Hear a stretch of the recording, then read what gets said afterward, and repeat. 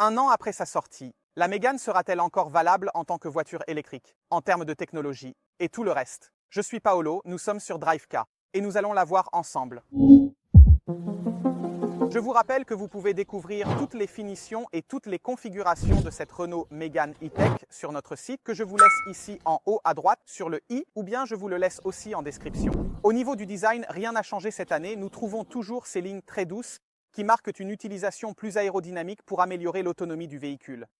Les phares sont toujours full LED, garantissant une excellente visibilité, de jour comme de nuit, avec des feux de position très beaux, qui sont particulièrement à la mode ces derniers temps. Très beau le détail du logo Renault, qui cache toute la technologie des capteurs pour les ADAS et la conduite autonome de niveau 2, et cache également la caméra frontale pour les parkings et les manœuvres un peu plus difficiles. Toujours beau le design de la jante, également partiellement rempli ici pour des raisons aérodynamiques.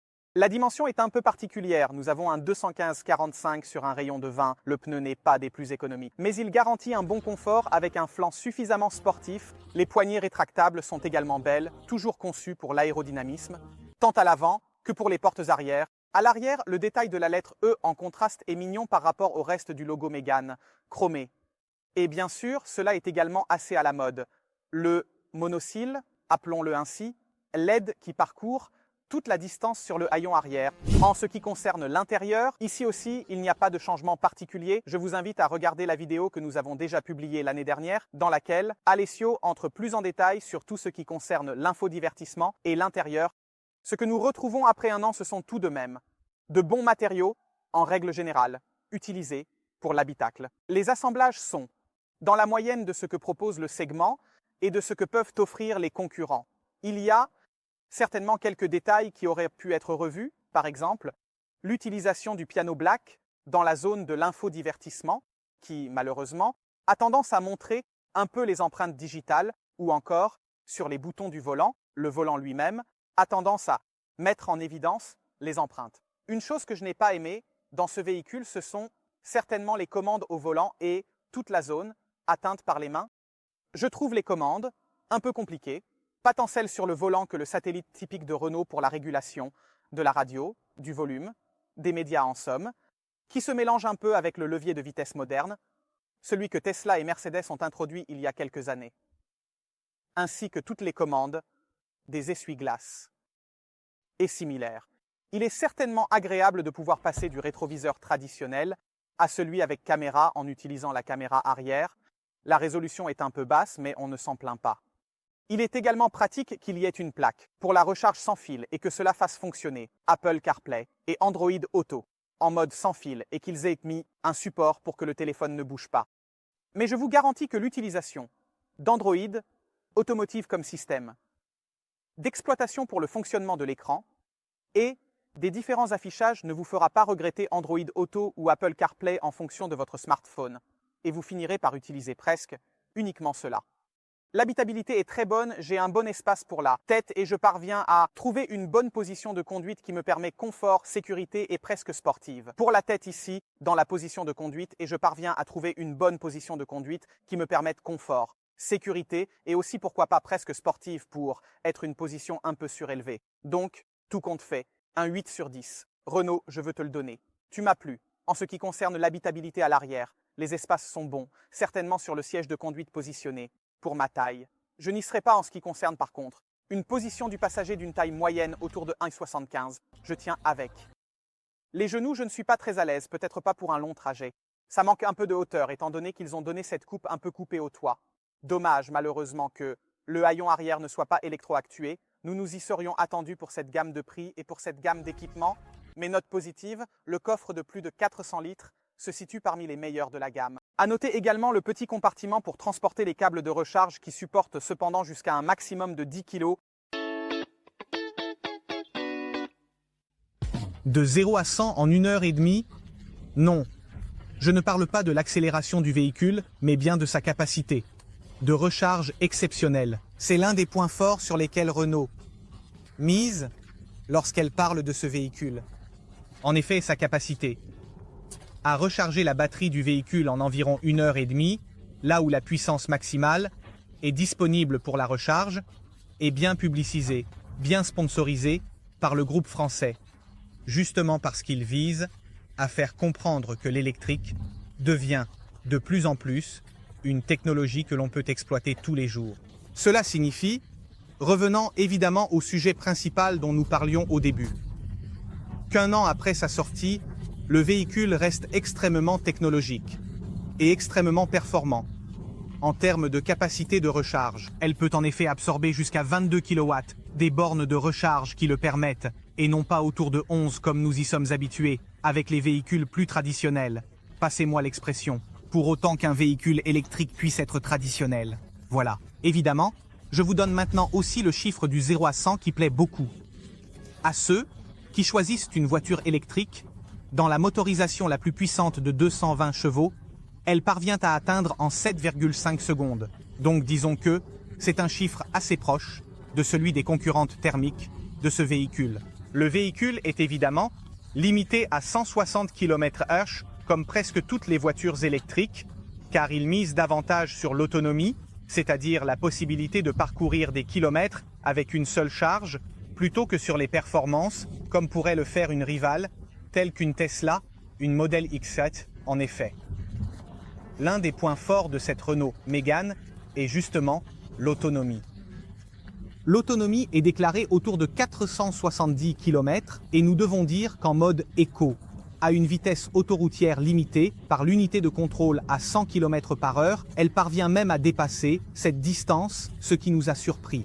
Elle parvient, dans des conditions de température adéquates, à rester toujours autour de 400, 430, 450 km parcourus avec une seule charge d'électrons, si l'on est très habile avec la pédale. En ce qui concerne le confort de conduite, qui est certainement l'un des aspects les plus importants pour une voiture citadine, une voiture de tous les jours comme celle-ci, il faut dire que malgré les jantes de taille particulièrement généreuses, nous avons du 20 pouces et un flanc tendant vers le sportif autour de 45. La voiture se présente comme très confortable. Cela est dû à un réglage des suspensions, plus axé sur la douceur, le confort et moins sportif, ce qui s'éloigne un peu de ce qu'était la Mégane que nous connaissons, la Mégane du passé. Donc, en utilisation urbaine, dans une utilisation quotidienne, comme nous le faisons maintenant lors de l'essai, par exemple, il y a un dos d'âne. La voiture ne le ressent presque pas. C'est vraiment très confortable. Elle pêche évidemment en ce qui concerne la dynamique de conduite, donc elle n'a pas une conduite agressive, elle n'a pas une conduite sportive, mais ce n'est certainement pas ce que nous recherchons avec cette Mégane.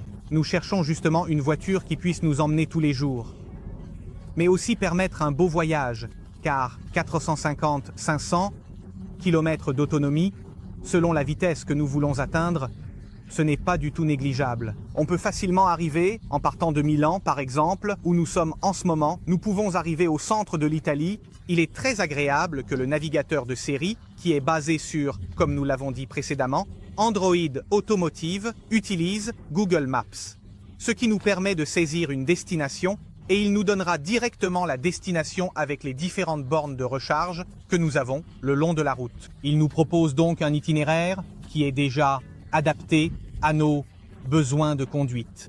Je l'ai trouvé très intéressant et très confortable. Je dois être tout à fait sincère en ce qui concerne les aspects négatifs que j'ai pu remarquer. Ils sont peu nombreux, car dans l'ensemble, je dois dire que le véhicule est bien construit et se comporte très bien sur la route. Je ne suis certainement pas fan du système de conduite One Pedal, donc en utilisant uniquement la pédale d'accélérateur que Renault a calibrée, je m'explique. Malheureusement, lorsque l'on conduit en utilisant une seule pédale, donc en gérant pratiquement la régénération du freinage et l'accélération avec une seule pédale. À basse vitesse, cette fonctionnalité est désactivée et la voiture est libre de rouler, ce qui nous oblige à nous arrêter en utilisant la pédale de frein, qui malheureusement n'est pas parfaitement calibrée. Il est un peu compliqué, un peu dans le style Renault. Ceux qui sont habitués à la marque savent sûrement de quoi je parle et ont une idée de ce que j'essaye d'expliquer. Comme je l'ai dit auparavant, je suis un peu confus par tout ce qui est l'instrumentation ici devant moi. Je n'en suis pas fan. Trop de boutons ont tendance à distraire de la conduite. C'est une remarque que malheureusement, les voitures modernes continuent d'ajouter des boutons. Je ne suis pas particulièrement fan, bien que je sois jeune. Je suis fan d'un design plus simple, comme des palettes qui, dans l'électrique, ne servent évidemment pas à changer de vitesse, mais à augmenter et diminuer la puissance du freinage régénératif. Comme je l'ai dit auparavant, le rétroviseur est très pratique car il peut être configuré comme une caméra. Comment l'ai-je configuré actuellement? Parce que malheureusement la lunette arrière est très fine, assez basse. Et je dois dire que la visibilité n'est pas parfaite. Donc, je le garde sur ce réglage de caméra qui est un peu étrange. Au début, je dois dire, parce qu'on n'est pas habitué à avoir une caméra dans la conduite plus traditionnelle. Mais une fois qu'on s'y habitue, ça va très bien. Et c'est certainement plus pratique qu'un miroir où malheureusement la visibilité est réduite. En ce qui concerne les capteurs de la DAS, je dois dire qu'après un an de vie, cette nouvelle Mégane se défend encore très bien. Les capteurs sont très bien calibrés, le freinage n'est pas trop brusque. Lorsqu'on s'approche d'une voiture ou d'un obstacle, il est quand même assez doux, même lors de la reprise en phase d'accélération. Et surtout, contrairement au Compass que nous avons testé il y a quelque temps sur la chaîne, je dois dire que le maintien de la voie n'est pas excessivement gênant. Il ne tend pas à tirer, il maintient bien le centre de la voie, sans trop se plaindre, disons, voilà. Donc je dois dire que les ADAS passe le test de vieillissement, si on veut l'appeler ainsi, une voiture qui a quand même un an de vie, donc relativement peu. Mais vu la vitesse à laquelle les choses évoluent, de manière assez substantielle, en un an, il y a énormément de différences, tant au niveau des nouveautés des voitures que des technologies à bord. En tout cas, la voiture a de la puissance, 220 chevaux, ce n'est pas rien, surtout en électrique. Et si on appuie à fond, en restant à la vitesse légale, les gars, collé au siège, contrairement à une voiture thermique de puissance équivalente, qu'elle soit diesel ou essence. L'électrique est absolument inégalable de ce point de vue. Voici une petite remarque que j'ai notée contrairement à Alessio lorsqu'il avait testé cette voiture pour la première fois à sa sortie. Il ne s'était pas particulièrement plaint de cet angle ici dans la console centrale. Malheureusement, en raison de ma position de conduite et de ma façon de conduire, je m'appuie beaucoup sur ce côté. Oui, je sens l'angle, mais il ne me dérange pas particulièrement. Il ne gâche certainement pas mon expérience de conduite ou de confort. Je n'ai évidemment pas parlé de la consommation, parce que je voulais la garder pour la fin, car c'est un peu ce sur quoi les véhicules électriques ou hybrides se mettent toujours à jour. Mais évidemment, les électriques visent à avoir des voitures avec la consommation la plus basse possible pour pouvoir avoir des autonomies toujours plus grandes. Je dois dire que Renault se confirme dans l'excellence, surtout de la catégorie et du stockage, de puissance, qui est, dans ce cas, de 60 kWh. Maintenant, je dois dire vraiment. Bon, parce qu'avec une conduite normale, donc en ville, tranquille, tout à fait normale, sans appuyer à fond sur la pédale, la voiture consomme entre 13 et 15 kWh tous les 100 km, ce qui est une consommation vraiment bonne par rapport à des concurrents comme la Volkswagen ID, la Cupra Born et ainsi de suite. Même une Renault Zoé, nous devons dire que l'expérience de Renault dans le développement à partir de la Zoé lui garantit cette optimisation de ce qu'est le pack batterie et le logiciel de contrôle et tout ce qui s'y rapporte. Et félicitations car nous nous trouvons vraiment dans une situation où nous avons des consommations très faibles et avec un pack batterie plus petit que la moyenne, nous parvenons à égaler les kilomètres. Une batterie plus petite que la moyenne signifie également un poids plus léger. En effet, nous avons 1636 kg à vide, ce qui est un excellent poids pour une voiture électrique. Bien sûr, pour une voiture thermique, on dirait que c'est un paquebot. Mais pour une voiture électrique de 4,20 mètres avec un empattement d'environ 2,86 mètres, donc une bonne habitabilité et une bonne longueur sans avoir vraiment un transatlantique, à conduire 1636 kg est vraiment exceptionnel.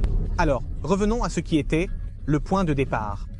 Après un an de vie de cette voiture, est-elle toujours valable aujourd'hui? Absolument oui, je dois dire que la technologie à bord, sur laquelle je ne me suis pas attardé, car nous vous invitons à regarder la vidéo qui a été faite précédemment, beaucoup plus détaillée, oui, absolument oui, elle se défend encore très bien comme si elle était sortie hier, très approuvée. Je dois dire qu'en termes de consommation et d'autonomie, elle se comporte comme une voiture à essence tout à fait normale. Surtout qu'un énorme avantage est la possibilité de la recharger en un temps très court par rapport, évidemment, aux autres voitures électriques traditionnelles. Donc, je veux connaître votre avis dans les commentaires.